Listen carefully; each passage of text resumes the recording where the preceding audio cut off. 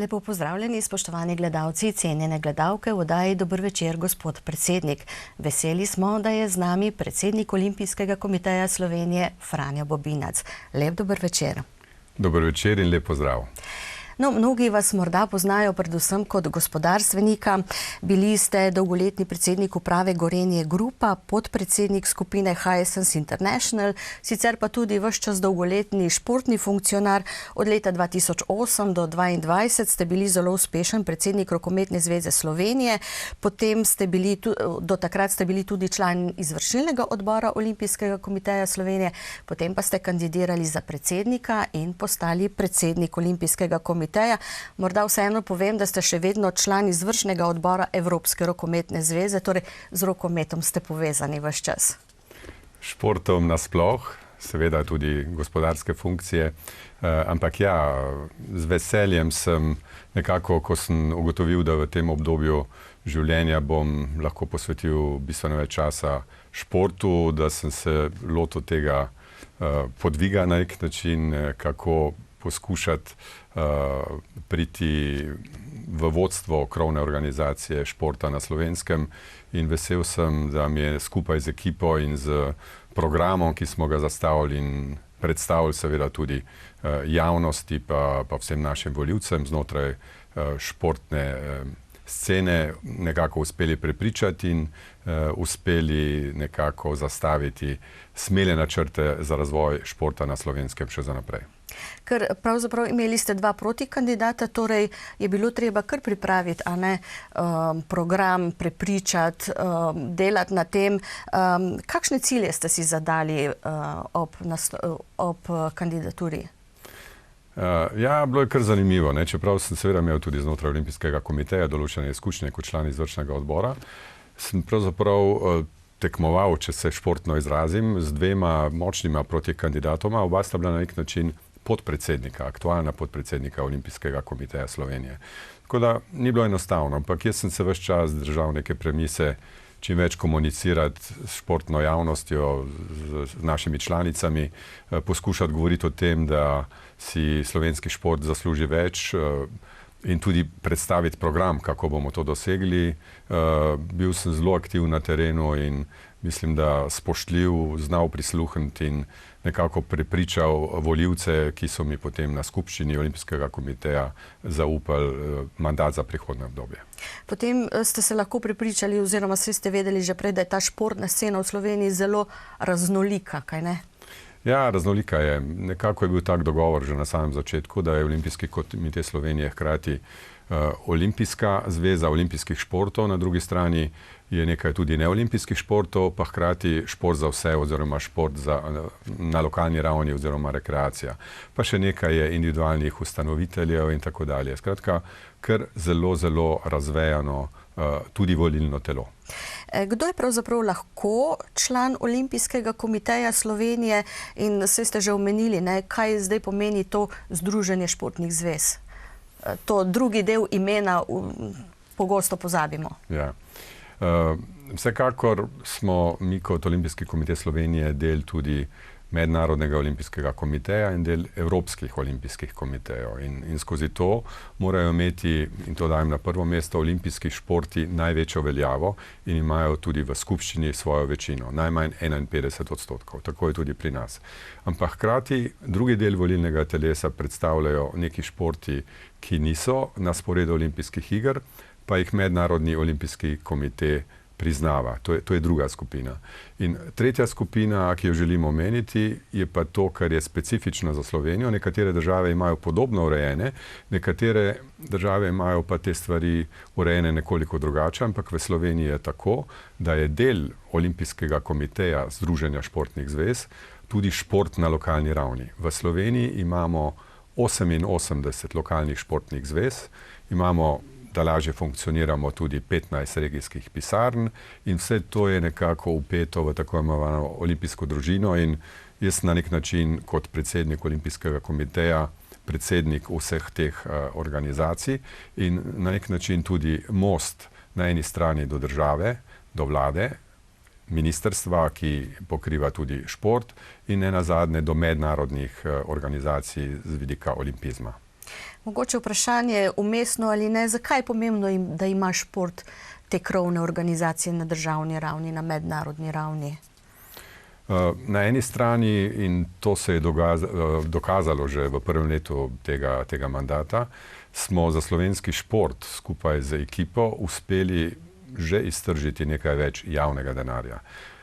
Z argumenti in z odprtim dialogom smo nagovorili nosilce javnih funkcij in že v lanskem letu je slovenski šport skozi javna sredstva dobil za približno 30% več javnih sredstev, kar absolutni številki pomeni nekje 10 milijonov evrov več. V mandatu sem si nekako zastavil, da bi čim prej prišli nekako do podvojitev teh sredstev in verjetno bo podvojitev od prejšnjih dobrih 25 milijonov že v letošnjem letu ali morda kako leto kasneje, kajti tudi v letošnjem letu načrtujemo pomembno podvojitev tega denarja. Na mednarodni ravni pa je zelo, zelo pomembno, da smo kot del svetovne in evropskih organizacij, del te družine, kajti potem lažje na eni strani sodelujemo, se učimo drug od drugega, izmenjujemo najboljše prakse, ne nazadnje lažje pripeljemo tudi v Slovenijo mednarodne športne prireditve, velike športne prireditve, ki imajo izjemne multiplikativne učinke tudi na razvoj turizma, gospodarstva in tako naprej. In ne nazadnje, če nisi del Mednarodnega olimpijskega komiteja, ne moreš biti udeleženec olimpijskih iger. In zato je Slovenija seveda ponosna članica te mednarodne olimpijske družine in tako se tudi letos pripravljamo na vrhunske olimpijske igre v Parizu. O tem bova še več pozneje. Morda dokazuje ta pomen olimpijskega duha tudi to, da je 23. junij tudi pri nas olimpijski dan, 23. september pa dan slovenskega športa, ki je tudi povezan s prvo olimpijsko medaljo, ne? Ja, nekako se je začelo, prvi koraki so narejeni, ampak sam bi si želel, da bi 23. september bil tudi dela prost dan, čez čas in verjamem, da bo takrat tudi kakšna prireditev temu specialno namenjena, da bomo še bolj obeležili dan slovenskega športa. Sanje vsakega športnika so olimpijske igre, ali ne mislite? Mislim, da pravzaprav največje, ker veliko poznam deklet in fantov iz te naše olimpijske družine, iz različnih športnih panog. In ko jih včasih sprašujemo, ali si bolj želiš postati evropski svetovni prvak, dobiti ta ali drugi naslov tudi v nekih klubskih tekmovanjih, lahko vam zatrdim, da zelo pravzaprav ni reprezentance ali pa nekoga, ki sodeluje tudi na individualni ravni, ki si najbolj na svetu želi priti na olimpijske igre v Pariz. To so sanje vsakega, ker pravzaprav gre za največji športni dogodek na svetu. Tam se srečujejo športniki in športnice z vsega sveta in to je verjetno ena najbolj nepozabnih izkušenj, ki jih lahko mladi ljudje, športniki, tudi na tisti najvišji ravni doživijo. No, sami ste rekli, da je šport v Sloveniji fenomen z vidika rezultatov, glede na to, da je pa finančno podhranjen oziroma vsaj do sedaj bil. Kaj torej žene športnike? Samo to, da pač enkrat dosežeš in si udeleženec olimpijskih iger? Najprej mogoče še nekaj glede financ.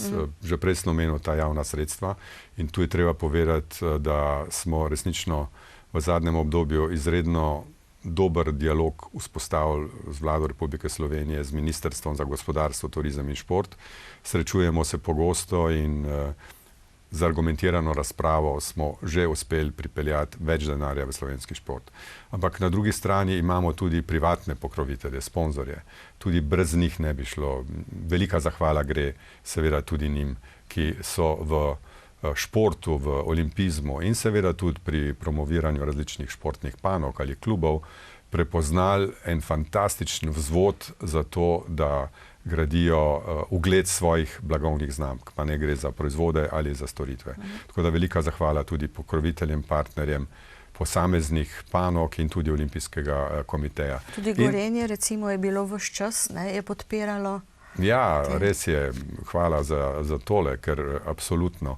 Gorenje je bilo vsa ta leta fantastično zavezano Nordicem, v dobrih in slabih časih, rokometu že dolgo vrsto let in zdaj kot del skupine Hisense je Hisense tudi izjemna blagovna znamka na globalni ravni, seveda poleg Samsunga ključna pri prodaji televizorjev pod to blagovno znamko in Hisense je izredno močan pokrovitelj nogometa na svetovni in na evropski ravni. In hkrati lahko rečem, da ne glede na te spremembe v lastniški strukturi, ki so se zgodile, je treba povedati, da sem lahko samo izjemno vesel. Prvič, da podjetje raste in zaposluje, drugič, da so vse blagovne znamke, ki smo jih razvijali skozi vsa ta leta, lastne blagovne znamke, kot so Gorenje, Asko, Mora, Atak, ostale in se razvijajo naprej. In tretje, da je pravzaprav Velenje, Ljubljana, Slovenija, center multinacionalke Hisense za Evropo in ta multinacionalka Hisense danes zaposluje 100.000 ljudi po celem svetu, tako da je to velika čast. In še naprej Hisense in Gorenje ostajata zavezana športu. In kako pa doseči, mnogi klubi društva na lokalni ali pa na nižji ravni pravijo, da pa je vendarle zdaj čedalje težje dobiti kakšen denar, pomoč od družb, podjetij, tudi obrtnikov, ker imajo razne druge stroške. Nekako ni stimulativna, bomo rekli, davčna zakonodaja ali kako, da bi podpirala te športne klube, seveda verjetno druge tudi. Lahko bi dal odgovor v dveh delih. V tem drugem glede davkov se tudi strinjam in bom poskušal povedati nekaj kasneje, ampak začel bi s tem, da če se je pred mnogimi leti dogajalo, da so se pač podjetja odločila, da bodo vlagala v to ali ono panogo, eni v kulturo, eni mogoče bolj v šport, danes zelo razmislijo, kam bodo vložila svoja sredstva, in pri tem so do določene mere tudi pragmatični. Danes se da vse izmeriti. Učinki marketinga na ugled, prepoznavnost, blagovne znamke se dajo zelo natančno izmeriti. Tako da je zelo pomembno, da na eni strani seveda podjetja te stvari merijo in jih ovrednotijo, na drugi strani pa tudi klub, posameznik, neka nacionalna panožna športna zveza zna tudi potencialnemu partnerju oziroma sponzorju ponuditi neke take zadeve, da jih potem on lahko z neko aktivacijo spravi na primeren način do svoje ciljne publike, do končnega potrošnika ali do nekega poslovnega partnerja in da v bistvu na ta način poskuša delati različnost, diferenciacijo do končnega potrošnika. Tako da na eni strani seveda je to postala zelo strokovna zadeva in če vložiš 1 evro v sponzoriranje nekega športnega kluba, običajno pravijo, da moraš vložiti še 1 dodaten evro za to, da potem to sponzoriranje spraviš v življenje skozi neko aktivnost, neko aktivacijo, da prideš do končnega potrošnika, navijača in da se potem odloči zate, ne pa za produkt ali pa neko storitev konkurenta.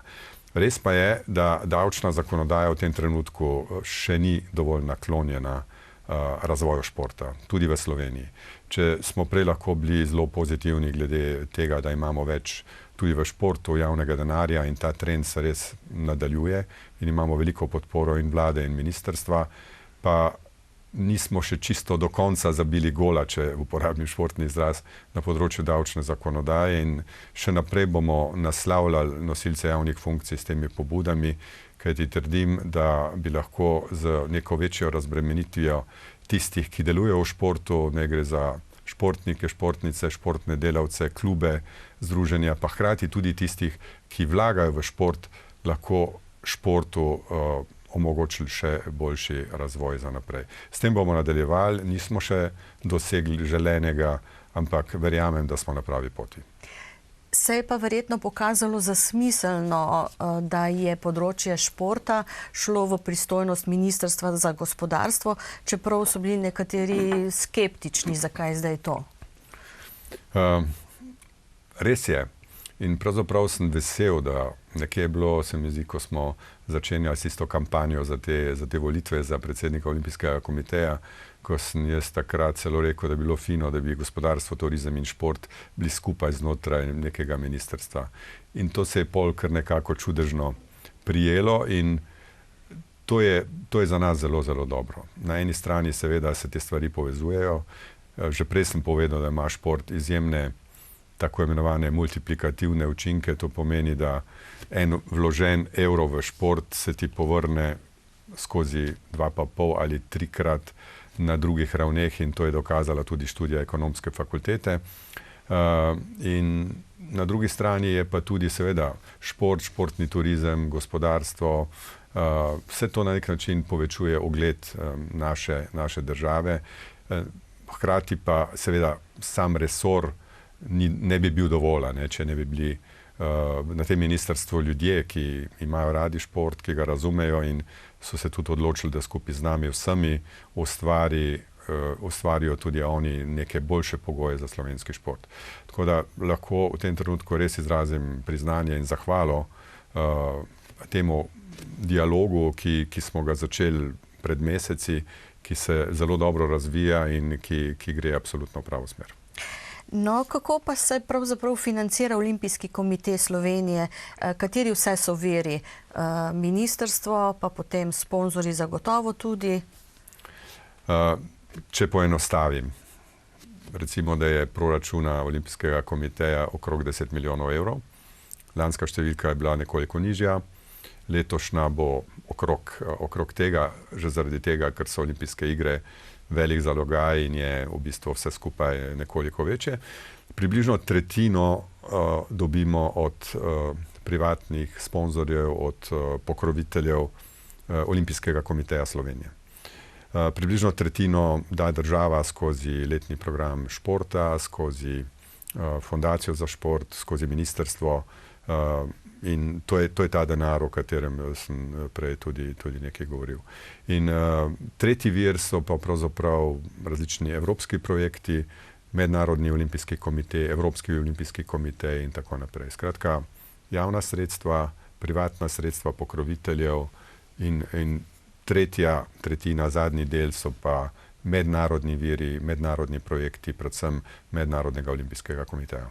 Se pravi, da tudi vi nimate kar pipice, ki jo odprete in je denar zagotovljen. Se je treba truditi. Niti slučajno. Te pipice ne obstajajo nikjer več. Kako pa potem, recimo, letos je olimpijsko leto, mimogrede mladinske, zimske olimpijske igre so bile tudi uspešne, kar kaže, da je tudi mlajša populacija, da so dobri športniki. Ja, že lansko leto je bilo tekmovalno gledano izredno uspešno. Uspešno je Slovenija nastopala na evropskih igrah v Krakovu na Poljskem. Kasneje smo skupaj z mestno občino Maribor in seveda z ministrstvom, z veliko podporo vlade, organizirali tudi zelo dobro organizirane mladinske igre olimpijske v Mariboru. Olimpijski festival Evropske mladine se temu uradno reče, in to je bilo zelo v redu. Letos pa na začetku leta takoj olimpijske zimske igre mladih v Aziji, ponovno s številnimi medaljami, in drugi pomemben tekmovalni zalogaj, centralni v letošnjem letu olimpijske igre v Parizu. Kako je s to udeležbo na olimpijskih igrah? Športniki morajo seveda doseči te norme. Slišati je, da bo letos veliko slovenskih športnikov v Parizu. No, ja, na prvi del vprašanja lahko odgovorim takole. Res je, vsaka športna panoga teh olimpijskih športov, ki imajo pravico sodelovati na olimpijskih igrah, ima neka svoja pravila, ima svoje kvalifikacijske sisteme, in potem si seveda športniki celega sveta prizadevajo prebiti tisto bariero in se tja uvrstiti.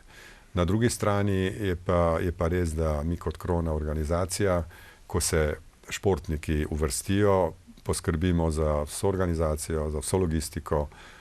Namestitev je itak organizirana v olimpijski vasi za vse športnike, za vse njihove trenerje oziroma tiste, ki morajo biti poleg športnih ekip, tako da to funkcionira. Hkrati pa se letos lotevamo še enega drugega projekta, poleg tega športnega dela, tako imenovane slovenske hiše, kajti odločili smo se, da po mnogih letih, ko seveda olimpijske igre ponovno prihajajo na evropska tla, je vredno narediti nekaj izjemnega in predstaviti Slovenijo v neki celoviti luči. Zato slovenska hiša ne bo samo platforma za prikaz Slovenije in športnih dosežkov, ampak tudi gospodarstva, turizma, kulture, znanosti, kulinarike in na to se zelo, zelo resno pripravljamo. No, vse športni dogodki so običajno priložnost ravno za to druženje. Pravijo, da se tudi marsikateri posel lahko sklene tako, kot se spoznaš na takih dogodkih. Ja, to je zanimivo vprašanje in res je. Glede na to, da sem dolgo časa vodil krovno organizacijo rokometa na Slovenskem, smo že pred mnogimi leti začeli s tako imenovanimi poslovnimi konferencami ob robu svetovnega prvenstva v rokometu v Katarju, pa kasneje na evropskih tleh, na Poljskem, pa v Riju, na olimpijskih igrah, pa v Parizu in tako naprej.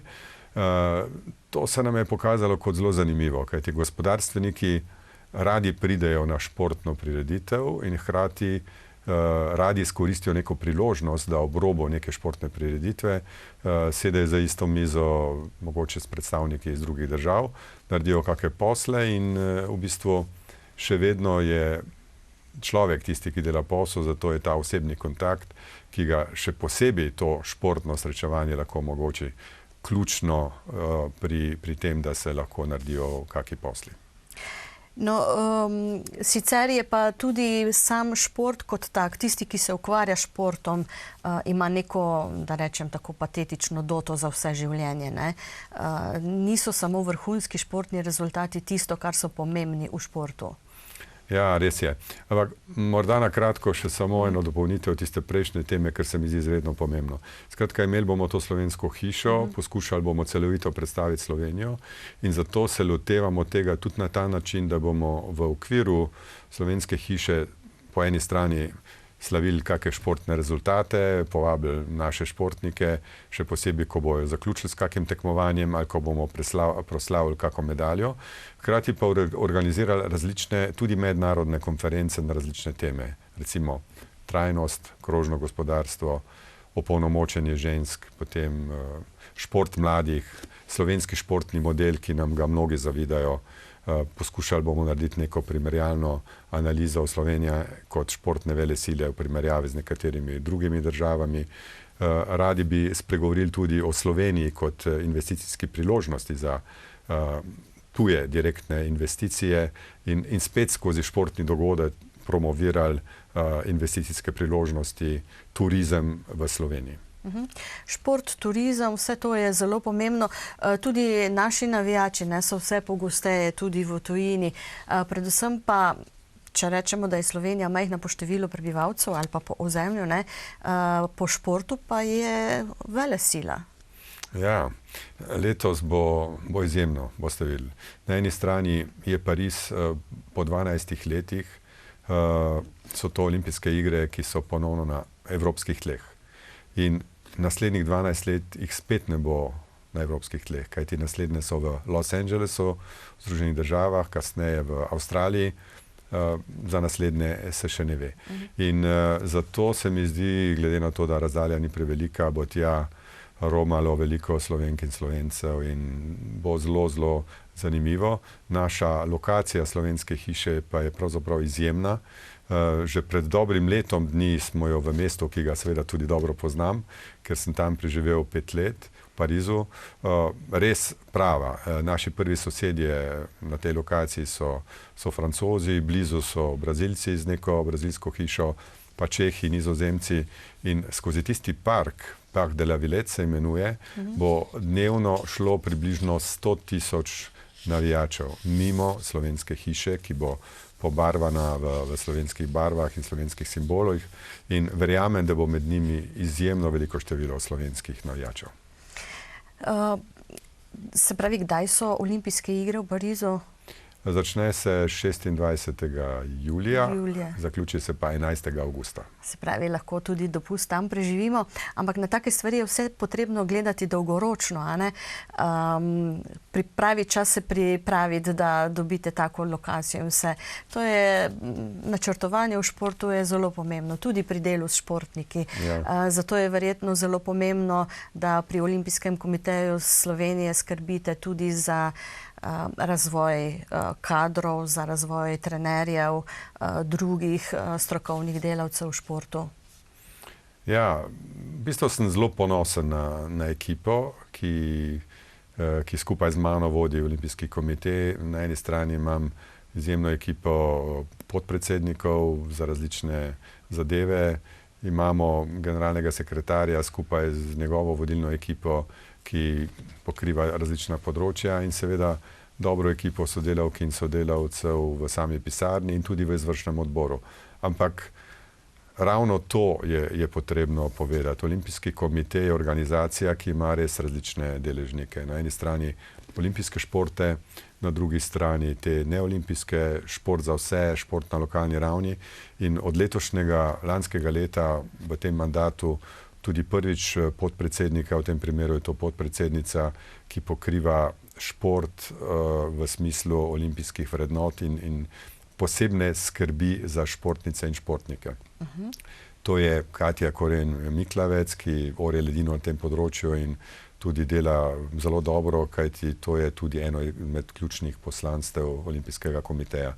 Ostali podpredsedniki, ne jih imenujem, ker se mi zdi prav, ker so res vrhunska imena za vrhunski šport, je to Metod Ropret, ki je hkrati tudi predsednik Odbojkarske zveze Slovenije, Enzo Smrekar je podpredsednik, ki pokriva področje gospodarstva in financ in hkrati vodi Smučarsko zvezo, in Miran Kos, pravnik, ugleden športni delavec, vodi šport za vse, šport na lokalni ravni. Morda preden greva malo na lokalno raven, mogoče še, ko sva omenila, omenili ste podpredsednico, namreč veliko športnikov, veliko žalostnih športnih zgodb je tudi po zaključku kariere, ko se nekako posamezniki izgubijo. Prej je tisti adrenalin, odobravanje, množica, trepljanje po ramenih, potem pa naenkrat tega ni in mora biti športnik pravzaprav biti pripravljen tudi na to. Ja, tudi sam znotraj širše družine, lahko rečem, imam eno tako izkušnjo profesionalnega športnika, športnice in vem, kako je težko. Ampak po drugi strani imam eno neizmerno občudovanje do tistih, ki se ukvarjajo s športom, seveda do vseh, ampak še posebej tistih, ki šport nekako pripeljajo na najvišjo profesionalno vrhunsko raven. Tam je neverjetno veliko dela. Talenta seveda, ampak neverjetno veliko dela, vztrajnosti, motivacije, pripravljenosti na neka odrekanja. Morajo biti timski ljudje, morajo imeti neverjetno samodisciplino. Ampak vsi ti ljudje so tudi potem izjemni posamezniki in posameznice za katerokoli delo kasneje, ko zaključijo športno kariero. Ampak nikomor ni enostavno, ko zaključi športno kariero, kajti njihovo življenje in delo v preteklosti se je vrtelo bolj kot ne okrog športa, potem so pa stari 35, včasih celo 40 let. Lahko imajo tudi vrhunsko izobrazbo, ampak nimajo nobenih izkušenj. Zato se mi zdi prav, da si prizadevamo, da jih pripravljamo tudi na to, z različnimi seminarji, s pogovori. In ravno zato smo ustanovili tudi ta poseben steber znotraj Olimpijskega komiteja, ki je namenjen športnikom, športnicam, razvoju njihove druge kariere. Nenazadnje je to tudi eno izmed ključnih poslanstev Kluba slovenskih olimpijcev, športnikov, kjer so nekateri pomembni in znani športniki tudi zelo aktivni. Sam sem pa zelo vesel, da poskušamo, če se le da, v okviru pisarne Olimpijskega komiteja, pa ni veliko število zaposlenih, okrog 30 jih je, če se le da zaposliti nekoga, ki je bivši športnik, bivša športnica, če imajo enake pogoje, bo vedno imel športnik ali športnica prednost. Naša zadnja pridobitev, če tako rečem, sem zelo vesel, da se nam je pridružila naša zlata olimpika Urška Žolnir, ki deluje v marketingu, že prej je imela tudi nekaj poslovnih izkušenj, ampak z vso strastjo, znanjem in zagnanostjo se je lotila tega dela in bo tudi naša ambasadorka na nek način olimpizma znotraj olimpijskih iger v Parizu. Ker ta klub olimpijcev ima pa menda kar veliko članov. Vsak udeleženec olimpijskih iger je potem tudi član tega kluba in veliko Slovenk in Slovencev se udeležuje, uspe priti na olimpijske igre. Res je, ima veliko članov, ampak sam bi si želel, da bi klub postal še bolj aktiven. ni dovolj. Nekako so načrti postavljeni v to smer, da se bodo aktivnosti nadaljevale. Ravno čez nekaj tednov je ponovno srečanje kluba olimpijcev. Lahko rečem, da smo imeli po daljšem času eno zelo prijetno druženje pred Božičem in novim letom in nekako bom nadaljeval v tej smeri.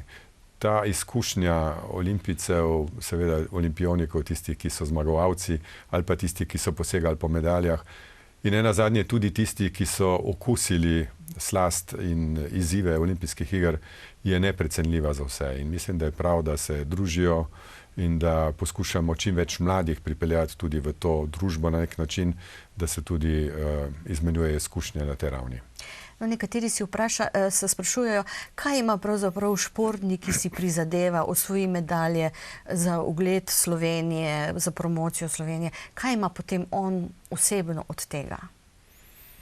Ja, če smo čisto iskreni, ko nastopi na olimpijskih igrah, je na očeh vse svetovne javnosti. In mnogi skozi največje športne prireditve, naj bo to evropska prvenstva, svetovna prvenstva, predvsem pa olimpijske igre, pridobivajo dodatno ugled. In mnogi, ki so recimo bili v interesu teh ali onih klubov, okolij, potem skozi izvrstne dosežke na olimpijskih igrah ali ostalih velikih tekmovanjih, lahko še dalje in lepše razvijajo svojo kariero in so zato tudi seveda posebej plačani.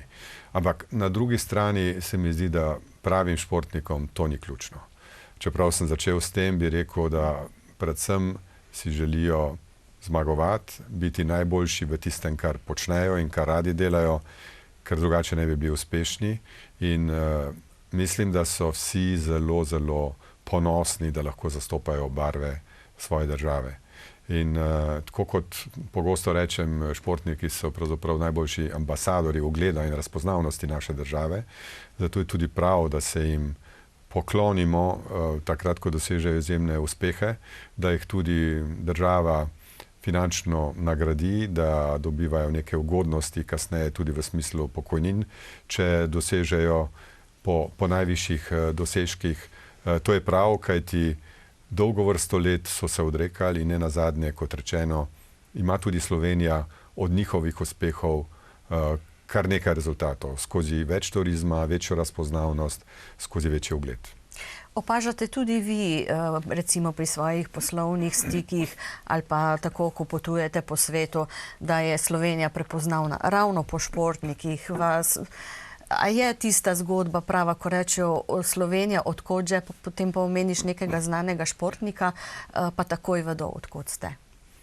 Zdaj že naslednja stopnja, niti nas ne vprašajo po teh znanih športnikih ali pa da jih sami povemo, ampak ko reče Slovenija, jih kar sami začnejo naštevati te športnike in resnično se zavedajo, da je Slovenija na eni strani majhna po številu prebivalcev, po drugi strani pa velika, ko govorimo o športnem srcu, ko govorimo o uspehih in vedno smo na vseh velikih tekmovanjih, ključno z olimpijskimi igrami, med najboljšimi 3, 4, 5 včasih na svetu po številu medalj na prebivalca. To je izjemno. Zdaj, če bi me vprašali, kaj je razlog za to, morda to, da imamo res šport v svojih genih, da ga imamo radi, da smo ponosni na to, da se vsi, skoraj vsak Slovenec, Slovenka se ukvarja s tako ali drugače športom. Zdi se mi, da je šport, poleg tega, da je ambasador ugleda, tudi edina stvar, ki nas pa res povezuje kot narod, ki je včasih, žal, še vedno preveč razcepljen na eno in na drugo stran. Govorim seveda tudi o politiki, ampak ko se pogovarjamo o športu, o športnikih in o športnih uspehih, si vsi želimo samo eno, da bomo skupaj zapeli Zdravljico in se veselili uspehov naših športnikov. Prej ste že omenili slovenski športni model, da ga boste predstavljali. Kaj je bistvo tega modela? Zakaj so tako uspešni? A je to tudi delo v šolah ali pa v lokalnih skupnostih? Točno to. Retorično vprašanje, ker ste že sami, po mojem trdnem prepričanju, dali pravo smer razmišljanja. In tudi ni naključje, da so tisti, ki so začenjali pred mnogimi leti, tu bi resnično rad izkazal vso spoštovanje in čast pokojnemu žal dr. Janezu Kocijančiču, ki je začetnik tega olimpizma na Slovenskem. Takrat so seveda zastavili model tako, da ni to samo olimpijski del športne družine, ampak tudi združenje športnih zvez, olimpijskih, neolimpijskih športov in tudi šport na lokalni ravni, rekreacija in tako naprej. Trdno sem prepričan, da se ne more razvijati vrhunski šport brez podpore tega drugega dela stebra. In tudi najvišji uspehi športnikov ne prihajajo brez trdega dela na lokalni ravni, v klubih in tako naprej in tako naprej. Ko govorim o klubih, društvih, združenjih, bi rad izrazil tudi eno veliko spoštovanje in dal priznanje tudi vsem zanesenjakom, prostovoljcem, športnim delavcem in tudi funkcionarjem, v glavnem brez kakršnih koli honorarjev delajo cele dneve za to, da pomagajo športu. Podobno kot starši slovenskega športa, torej ni brez pomoči staršev, brez prostovoljcev, brez klubskega dela in dela društev in športnih funkcionarjev, brez pokroviteljev in seveda brez podpore države in seveda krovnih organizacij. In to je na nek način model, ki ga lahko spletemo v širšo zgodbo tudi izobraževanja. Športa je kar solidno velik v osnovnih šolah, tudi v srednjih. Zdi se mi, da ga je bistveno premalo na univerzah, zato si prizadevamo, da bi ta šport na univerzah bil bolj obsežen. O tem se že tudi pogovarjamo. Skratka, želimo si več športa, zato da bo ta športni model Slovenije uspešen tudi naprej. Šport v Sloveniji si zasluži več tudi finančne podpore.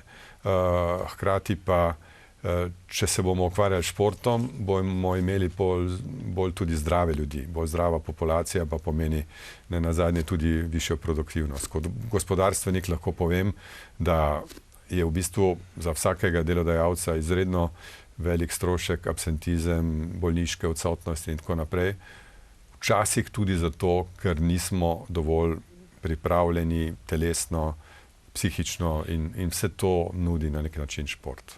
Ampak tisti, ki se tako ne ukvarjamo s športom, si mislimo, ne morem več, sem utrujen, me boli to, me boli ono. Tisti, ki se pa ukvarjajo s športom, pa vedo, da meje pravzaprav ni, da gre lahko navzgor.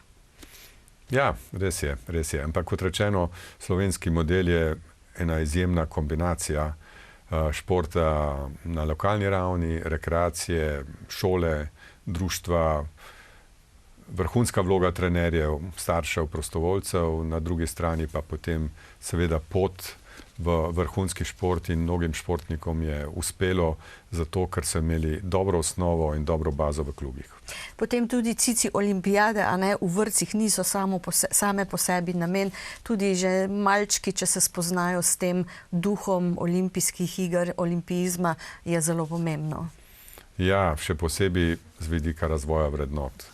In to so pa vrednote, ki jih v sodobnem svetu absolutno lahko pogrešamo. Če govorimo o tem, kaj so vrednote olimpizma, to je prijateljstvo, sodelovanje, spoštovanje, fair play, tudi ljubezen med športom in športnikom. To je neka strast, ki jo doživljajo lahko samo tisti, ki se resnično ukvarjajo s športom. Vse to so vrednote olimpizma, vrhunsko spoštovanje in tako dalje, tolerantnost. To so pa stvari, ki jih v sodobnem svetu ni dovolj, ker vemo, kam se vrti ta sodobni svet, v popolnoma napačno smer od tega. Tako da, če mlade učimo o športu, če jih učimo o olimpizmu, jih učimo s tem tudi o olimpijskih vrednotah in verjamem, da s tem gradimo tudi boljše posameznike za boljši svet. No, seveda pa v športu ni vse samo lepo, srečujemo se tudi z raznimi dopinškimi škandali, pa tudi s kakšnimi prirejanji rezultatov. Na to ste tudi pozorni, to tudi spremljate oziroma preprečujete na Olimpijskem komiteju po svojih močeh. Seveda. Tudi to se dogaja žal v športu. Mi imamo v Sloveniji ne samo v krovni organizaciji, ampak tudi v ostalih organizacijah ničelno toleranco do teh nepravilnosti. Integriteta v športu je ključna, huliganstva, izgredov ne podpiramo. Imamo tudi etično komisijo, ki je nekako organ izvršnega odbora Olimpijskega komiteja, ki ima zunanje in tudi notranje člane in takoj odreagira, ko zaznamo, zaslutimo kakršnokoli nepravilnost ali pa ko kakšen žvižgač nas opozori na neko nepravilnost, se odzovemo in potem odreagiramo v skladu s pravili. Morda ta zadnji navijaški incident v Muri oziroma med Muro in Mariborom, ste razpravljali o tem, oziroma kaj vi osebno mislite, kje je meja, do kamor lahko gredo navijači?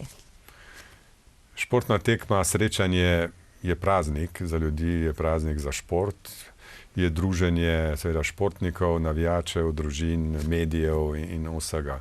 Tako da, ko se začne dogajati huliganstvo, nasilje, je to absolutno tudi smrt tega športa in zato moramo potegniti zelo, zelo ostro črto do tega. Že včeraj, pred dnevi, lahko rečem, smo se takoj po teh dogodkih sestali z ministrstvom, ki pokriva tudi šport in tudi z ostalimi ministrstvi. Iščemo neke rešitve, ki bodo še bolj sistematične in tudi bolj rigorozne na tem področju, zato da bomo nasilje v športu lahko preprečili. Morda tudi po vzoru nekaterih držav, ki so to uspešno uredile. Ker drugače so pa navijači, rečemo, tudi del športa, ne? In športniki tudi sami rečejo, ne? Da pri kolektivnih športih, da je to še ali 11. ali kateri 6. igralec na igrišču. Ja, absolutno, ampak to, kar se je dogajalo na tem dogodku, ki ga omenjate, nima nikakršne veze z navijaštvom. Eno je navijati za svoj kolektiv, za svojega posameznika, posameznico, ampak ob tem ne žaliti čustev drugega, predvsem pa ga ne poškodovati. Tako da tu je ena jasna meja, ki jo je treba obsoditi. Tako. No, med vašimi cilji, zdaj malo skačem sem in tja, med vašimi cilji, ko ste kandidirali, je bila tudi ustanovitev projektne pisarne Olimpijskega komiteja Slovenije. Kaj pravzaprav pomeni to oziroma kaj naj bi v tej projektni pisarni počeli? Če sem prej povedal na začetku, da si slovenski šport zasluži več sredstev, več tudi javnega denarja in več pokroviteljev, smo na drugi strani zaznali, vsaj jaz takrat še kot kandidat, da je mogoče te podpore, predvsem tistim manjšim članicam, tiste, ki so manj komercialne, iz nekih športov, ki so manj prepoznavni tudi pri navijačih, je izredno težko in doseči javnost preko nekih medijev. Imajo težave pri financiranju, nimajo pravnega znanja, marketinškega in tako dalje. Tako da smo naredili projektno pisarno, ki daje podporo predvsem tem manjšim, bolj nekomercialnim članicam, športnim panogam, lahko rečem, te naše krovne organizacije. V smislu računovodstva za približno 15 organizacij delamo mesečno računovodske izkaze zastonj. Drugo, dajemo jim pravno pomoč, ko imajo kakršnokoli vprašanje, tudi vezano na razpise ali kakršnakoli druga pravna mnenja, se naši pravniki odzovejo in jim pomagajo. In tretje, učimo jih na nek način, kako se lotiti dostopa do sponzorjev, kako pridobiti več denarja in tako dalje. To se kar lepo razvija, nismo še tam, kot bi si želel, ampak gremo nekako v pravo smer in se mi zdi, da je ta komunikacija vedno boljša in da imajo tudi, kot rečeno, te manjše, manj komercialne članice iz teh športov bistveno več podpore zdaj od te ekipe na Olimpijskem komiteju, kot je bilo to prej. Torej, naj le pridejo in vprašajo, ne? Kdorkoli, karkoli. Tako je. No, olimpijski marketing je zelo pomemben, ste že večkrat povedali. Me pa zanima, na spletni strani imate seveda tudi objavljene te znake oziroma logotipe. Kdo jih pa lahko pravzaprav uporablja, olimpijske simbole? Mogoče začnem na začetku. Zelo smo ponosni, da so pravzaprav člani naše mednarodne olimpijske družine tudi nekatera najbolj ugledna mednarodna podjetja, ki so veliki ali generalni pokrovitelji Mednarodnega olimpijskega komiteja. To so v različnih nivojih in tudi potem Na državni ravni, tako kot je primer v Sloveniji, so nekateri potem partnerji tudi enaki, ker so to tudi partnerji Mednarodnega olimpijskega komiteja. In znotraj tistih panog, ki so že pokrite se strani Mednarodnega olimpijskega komiteja, tudi ne moramo dobiti nekega pokrovitelja.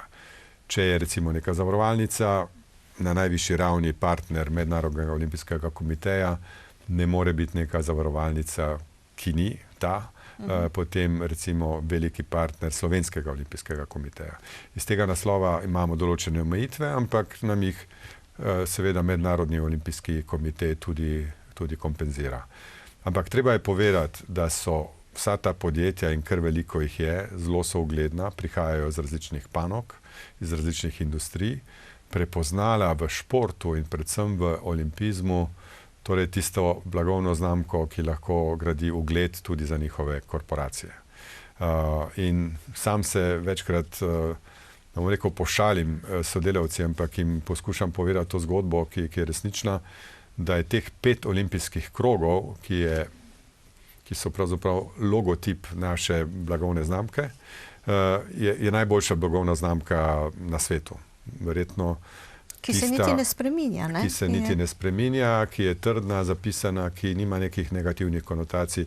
Pri vsaki med podjetju lahko najdete neko zgodbo, tako ali drugačno, vezano na njihove produkte, na njihove ekipe in tako naprej. Ampak pri olimpizmu se pa zelo trudimo, da je to najbolj čista, v narekovaju, blagovna znamka na svetu, kajti izžareva olimpijske vrednote, ki smo jim zavezani vsi, ki delujemo v okviru olimpijske družine, in naj tako tudi ostaja. In zato je to najboljša blagovna znamka na svetu. Kaj pa šport invalidov? Oni imajo paraolimpijske igre, to sodi tudi k vam, ali imajo svojo organizacijo? V Sloveniji je organizirano tako, da je paraolimpijski šport organiziran v Paraolimpijskem komiteju, ki ima svoje vodstvo. Vodi ga Damjan Lazar. Ampak predsednik tega paraolimpijskega komiteja, gospod Lazar, je tudi član našega izvršnega odbora na olimpijskem komiteju. Tako da na tej ravni smo povezani, dobro sodelujemo, povabljeni smo na njihove prireditve, oni na naše. Nekatere države pa imajo to celo znotraj ene krovne organizacije, kjer povezujejo tako olimpijski kot paraolimpijski šport. No, vključenost invalidov v šport je tudi zelo pomembna, ne? Tudi če imajo določene pomanjkljivosti, pa vendarle lahko tekmujejo na športnem področju in se dokazujejo. Jaz moram reči, da sem izredno vesel, da prej nisem hodil na te prireditve, ampak zdaj, odkar sem v tej vlogi, sem pa vedno na ključnih prireditvah tudi Paraolimpijskega komiteja in vedno sem ganjen, presunjen. Ne samo, da so odlično organizirane, da se resnično lahko poklonimo vsem tem športnikom in športnicam, ampak tam doživiš take zgodbe, ki se te resnično dotaknejo. Tudi to je šport, ki je na nek način povezovalec ljudi in most za to, da lahko vsak posameznik zraste tudi v neko osebnost, in tu ni nobene razlike, ali si popolnoma zdrav, ali si pa na nek način hendikepiran skozi neko bolezen, ampak še vedno se lahko ukvarjaš športom, še vedno lahko tekmuješ, imaš neko organizacijo, imaš neko družino, v kateri enakopraven član si, in to se mi zdi zelo pomembno. Ampak ko govorim ravno o teh zadevah, sem se ravno kar spomnil, da sem pred dnevi bil na eni čudoviti prireditvi, kjer je tudi naša krovna organizacija dobila priznanje zlatega ambasadorja, in sicer zlata pentljica, namreč podarili so nam jih društvo, zavod otrok obolelih za rakom. In mi smo dolgoletni član tega zavoda, tega društva, in organizirali so čudovito prireditev in skratka z roko v roki tudi s humanitarnimi in invalidskimi organizacijami delujemo tudi v okviru Olimpijskega komiteja. Kaj pravite? Nekateri pač rečejo, da je šport vse bolj profesionaliziran, da je vedno dražji tako za starše kot za druge, da je pač, da se ne more več vsakdo ukvarjati s športom, kar se tiče otrok. Ampak verjetno vendarle tisti, ki ima močno željo, tudi socialna vključenost v športu je pomembna. Ja, vloga staršev še enkrat in prostovoljcev v Sloveniji je izjemna, ampak tudi dajem družine na prvo mesto. Če ne bi družine podpirale športnikov, otrok, mladincev v teh prvih začetkih, slovenski šport ne bi bil tako uspešen, kot je. Ne? Tako da eno veliko priznanje. Ampak na drugi strani se mi zdi, da ravno zato moramo najti načine, da bomo trajno, dolgoročno še povečali financiranje slovenskega športa na način, da bo ta model vzdržen, kajti ne moramo pravzaprav večino tega bremena naložiti staršem. Na drugi strani pa lahko rečem, da je izredno pomembno, da se vključujemo v te mednarodne organizacije tudi zato, da imamo neke možnosti organizirati velike prireditve tudi v Sloveniji. Na ta način potem različne organizacije, nacionalne panožne športne zveze v Sloveniji pridobijo tudi nekaj denarja in ga potem ta denar lahko vračamo nazaj v šport. Ampak, ko govorimo o socialno ogroženih družinah in o otrocih, ki bi se želeli ukvarjati s športom, pa se morda ne morejo, želim res poudariti izjemno vlogo, ki jo igra fundacija Miroslava Cerarja in Leona Štuklja. V zadnjih letih smo imeli nekaj izjemnih ambasadorjev, če jih naštejem kar po vrsti. Najprej bil ambasador te fundacije na simbolni ravni takrat predsednik Bach, pa potem naš izjemni Aleksander Čeferin, ki vodi Evropsko nogometno zvezo, potem Tina Maze, potem Primož Roglič in naš naslednji ambasador je naš zlati kapetan Goran Dragič. In na teh dogodkih enkrat na leto organiziramo dogodek, dobrodelni dogodek v okviru te fundacije Miroslava Cerarja in Leona Štuklja. Skupaj s temi ambasadorji zberemo kar lepo številko denarja. Verjamem, da bo v letošnjem letu z ambasadorjem Goranjem Dragičem, ki bo v Stožicah organiziral tudi poslovilno tekmo, ta znesek absolutno rekorden. Se pravi, treba je najti možnost, priložnosti so, kaj ne, samo vprašati je treba, kdaj pa kakšno besedo reči. Sicer pa je pri športu tako, ne, da pravzaprav bližnjic ni, trdo delo, tu sama nadarjenost ni dovolj, trdo delo je tisto, ki vodi do rezultatov. Pa mogoče samo še se malo ste omenili, ampak glede športne infrastrukture, ali smatrate, da jo je dovolj dvoran, centrov, tudi olimpijskih, pa zimskih centrov, ali bi želeli kaj na tem področju več? Želeli bi si več in dogaja se tudi, da se mi zdi, da gremo v pravo smer.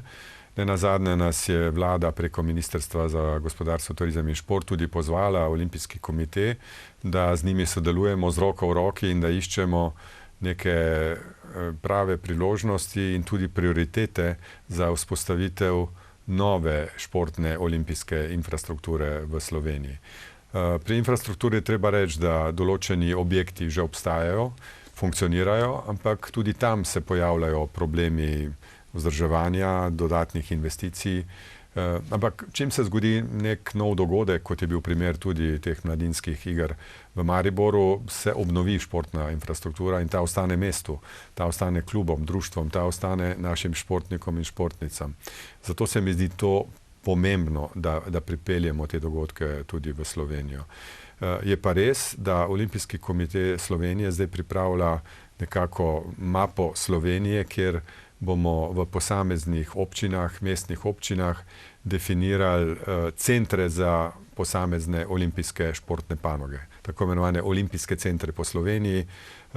Ne bom jih našteval, ker je še nekako v nastajanju, ampak se mi zdi, da ta sistematičen pristop na eni strani ministrstva, Olimpijskega komiteja in seveda sodelovanje z občinami in mestnimi občinami gre v to smer, da bo športna infrastruktura še naprej deležna velike podpore. In bo Slovenija še prizorišče velikih tekmovanj. Kaj je zdaj v bližnji prihodnosti, kakšno večje tekmovanje, da je v Sloveniji? kar dogajajo se različne zadeve. Vem, da je Tacen tik pred vrati, vem, da imajo tudi odbojkarji pomembno kvalifikacijsko tekmo, tudi strelska tekmovanja, tudi v judo se ves čas nekaj dogaja in v ostalih športih, da ne naštevam, ne nazadnje se tudi košarkarji, rokometaši, rokometašice in ostali nekako borijo na različnih nivojih. Veliko je tega, ne morem našteti vsega, predvsem pa mislim, da so slovenski športnice in športniki letos res osredotočeni na Pariz. Verjetno vas vabijo na vse športne prireditve, verjetno tudi na tekmovanja, tekme, pa je tega preveč, ne, da bi si ogledali vse. To je ena mojih največjih zagat, lahko odkrito rečem, kajti vabil dobivam toliko, da jih pravzaprav tudi fizično se ne da pokriti oziroma se pozitivno odzvati. Nenazadnje tudi zato, ker se veliko število dogodkov pokriva. Praktično vsaka občina, pa vemo, koliko jih je v Sloveniji, ima svojo proglasitev športnika leta. Vse se dogaja med decembrom in februarjem tekočega leta, recimo. Potem so posamezna priznanja, ki jih podeljujejo nacionalne panožne športne zveze. Potem so veliki dogodki, prvenstva in tako naprej. Ne moreš biti povsod, zato imam pa izvrstne sodelavce in sodelavke in si poskušamo čim bolj razporediti naloge, tako da včasih nas gre več na kako prireditev, včasih grem sam, včasih gredo drugi, ampak poskušamo biti kot Olimpijski komite prisotni na čim večjem številu dogodkov. In tudi v tujino morate pogosto iti, a ne? Brez tega mednarodnega sodelovanja ni uspehov. Ja, ravno v teh dneh se dogaja naše srečanje v Lozani. Bili smo na srečanju, tudi sam sem se prvič tako na daljšem pogovoru srečal tudi s predsednikom Bachom in seveda s njegovo celotno ekipo. Celotna ekipa Olimpijskega komiteja Slovenije je šla z mano, vsaj ta vodilna zaposlenih v pisarni. Odpravljamo se v Azijo, da podpišemo sponzorsko pogodbo za opremljevalce naših olimpijskih reprezentanc. Teh poti je veliko. In še mogoče eno stvar, da je omenim, ker se mi zdi pomembna, v njej sem pa že govoril tudi v nekaterih drugih intervjujih. V Sloveniji je kar veliko športnih funkcionarjev, ki imajo pomembne vloge tudi v mednarodnih športnih organizacijah. In sam sem dal inicijativo, da se ustanovi en klub slovenskih mednarodnih športnih funkcionarjev in tega bomo ustanovili, zdaj formalno, datum je že postavljen v začetku aprila. Častni predsednik bo Aleksander Čeferin, jaz sam bom temu klubu predsedoval, v njem pa bodo predvsem tisti, ki so v izvršnih organih evropskih ali svetovnih organizacij različnih športov. Namen in cilji tega kluba pa so zelo preprosti. Učili se bomo drug od drugega, izmenjavali najboljše prakse, pa poskušali prepoznavnost slovenskega športa in Slovenije širiti tudi v druge države, s tem pridobiti čim več športnih dogodkov na različnih ravneh v Slovenijo in pomagati športu na najbolj različnih ravneh. Jasno, tudi socialno ogroženim, zato sem prej toliko povedal v tej fondaciji, ker se mi zdi izjemno pomembna za razvoj tistih, ki ne morejo, in se mi zdi, da na ta način lahko to mednarodno prepoznavnost slovenskega športa tudi po tej diplomatski poti še izdelamo, ne samo v športnem delu, ker smo pa itak športna velesila. Se pravi, biti predsednik Olimpijskega komiteja Slovenije ni neka predstavniška funkcija. Je veliko dela, veliko nalog. Ja, to je v bistvu kar služba. Zame je seveda neprofesionalna, ker sem v bistvu funkcionar, ampak popolnoma na prostovoljni bazi. Skratka, nisem plačan za to funkcijo, ampak to mi v tej fazi življenja ni pomembno. Dela in izzivov je pa veliko. Predvsem pa uživam, ker sem v vseh teh dnevih in mesecih spoznal izjemno veliko število posameznikov, ki so zagnani, ki so izjemno zanimivi, sogovorniki, ki imajo radi šport, tako v Sloveniji, tako v tujini. In se mi zdi, da po vseh teh letih izkušenj v gospodarstvu, v diplomaciji, tudi v športni sferi že prej, se mi zdi, da znam, da je zdaj nastopil čas, ko lahko pa resnično povežem te različne deležnike športa v korist slovenskega športa in s tem Slovenije. Zdaj pa vem, da če vas vprašam tole, boste zelo hudi in jezni, ampak novinarji imamo vedno tisto vprašanje, ne? Koliko medalj pričakujete z letošnje olimpijade? Nekaj. In več kot prej?